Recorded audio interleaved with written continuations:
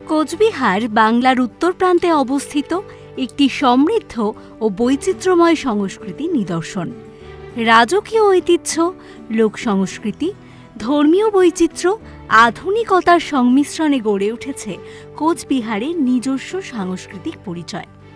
তবে কতটা চেনেন আপনি কোচবিহারকে? চলুন জেনে নিই কোচবিহারের জানা অজানা দিকগুলি। লোকসঙ্গীতের ইতিহাসে কোচবিহারের বিশ্বজোড়া খ্যাতি। এর মধ্যে অন্যতম হল ভাওয়াইয়া গান।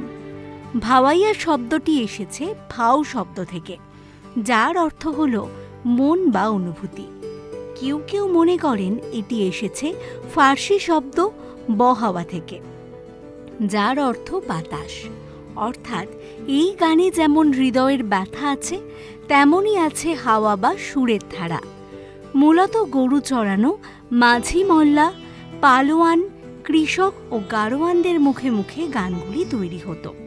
এছাড়াও রয়েছে জনপ্রিয় চটকা গান, ময়নামতির গান, মদন কামের গান, মহিষাসুর মর্দিনী, কান্তার বিবরণ বা ভগবান শ্রীকৃষ্ণের লীলা কাহিনী এই গানের মাধ্যমে উপস্থাপন করা হয় পালা গানের মাধ্যমে। পাশাপাশি রয়েছে কৃষিভিত্তিক রোপা গান, আষাঢ়ি গান বা বৌদি গান, কোচবিহারের গ্রামাঞ্চলে খুব পরিচিত, প্রচলিত। কোচবিহারের গান ঐতিহ্য, রাজনীতি, সংস্কৃতি, ধর্মীয় আচার এবং মানুষের জীবনের সঙ্গীতময় ইতিহাস। সুগন্ধি চালের বাজারেও কোচবিহারের একচেটিয়া রাজত্ব। উত্তরবঙ্গের উৎপাদিত সুগন্ধি চালের প্রজাতিগুলির অন্যতম কালো নুনিয়া। এই চালটি প্রিন্স অফ রাইস নামেও পরিচিত। উত্তরবঙ্গের কিছু এলাকা ছাড়া এই চাল আর তেমন কোথাও চাষ হয় না। সম্প্রতি জিআই ট্যাগের তকমাও জুড়েছে এই চালের মুকুটে। এছাড়াও রয়েছে সুগন্ধি তুলাই পাঞ্জি চাল, 2012 সালে লন্ডন অলিম্পিকে ফুড ফেস্টিভ্যালে পাঠানো হয়েছিল। পাশাপাশি গোবিন্দভোগ, বাসমতি সহ নানান চাল উৎপাদনেও কোচবিহারের বিশ্বজোড়া খ্যাতি রয়েছে।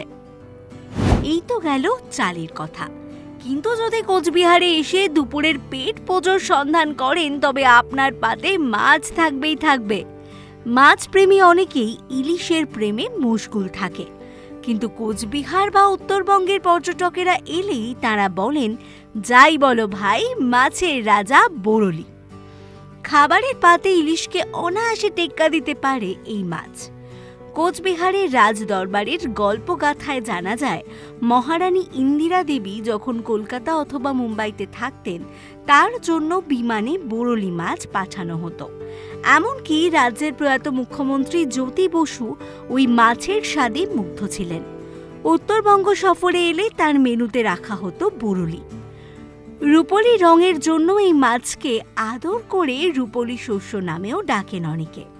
এছাড়াও এই অঞ্চলে পাওয়া যায় বিলুপ্তপ্রায় গুতুম মাছ। তবে জল দূষণের কারণে লুপ্তপ্রায় হয়ে যাচ্ছে মাছের বংশ। যে জেলে মাঝি 30 কেজি মাছ ধরে হাসি মুখে বাড়ি ফিরত, এখন 3 কেজি মাছও ধরা পড়ছে না তার জালে। মন খারাপ জেলে ভাইয়ের। তারা আশায় বাঁচে যে একদিন ফিরবে সুষমায়। মিষ্টি। উত্তরবঙ্গে পা রেখেছেন আপনি, আর একটু মিষ্টি মুখ করবেন না? কিন্তু কোচবিহারের স্পেশাল মিষ্টি কি বলছি মশাই, একবার হাতে তালি মারুন দেখি। কি মনে পড়ে গেল তো হীরক রাজার সেই মন্ডা মিঠাইয়ের কথা?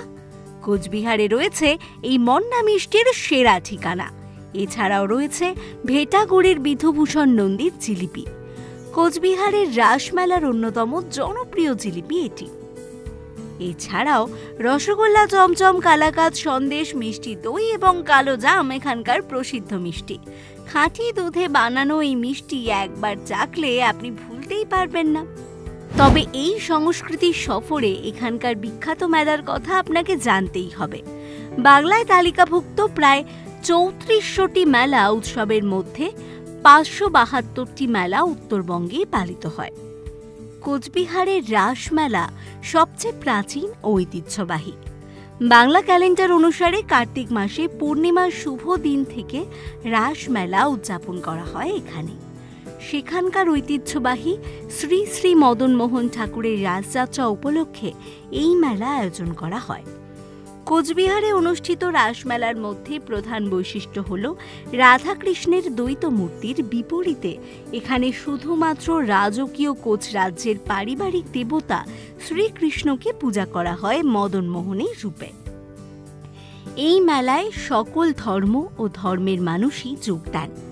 এছাড়াও রয়েছে বড় দেবী মেলা, শ্রী পঞ্চমী মেলা, হলদিবাড়িতে হুজুর সাহেবের মেলা, বারুণী মেলা বা মাদাইখালীর মেলা সহ নানান ঐতিহ্যবাহী মেলা। আনন্দ ও বিশ্বাসকে সঙ্গী করে সমস্ত জাতীয় ধর্মের মানুষের মিলন এই মেলাগুলিকে আরও নিজের করে তোলে।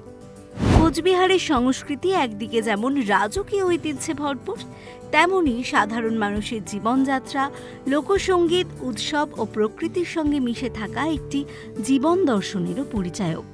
কোচবিহার বাংলার সাংস্কৃতিক মানচিত্রে এক উজ্জ্বল বিন্দু। এরকম আরও অনেক ভিডিও দেখার জন্য নজর রাখুন আমাদের চ্যানেলে ও পাশে থাকা বেল আইকনটি ক্লিক করতে ভুলবেন না।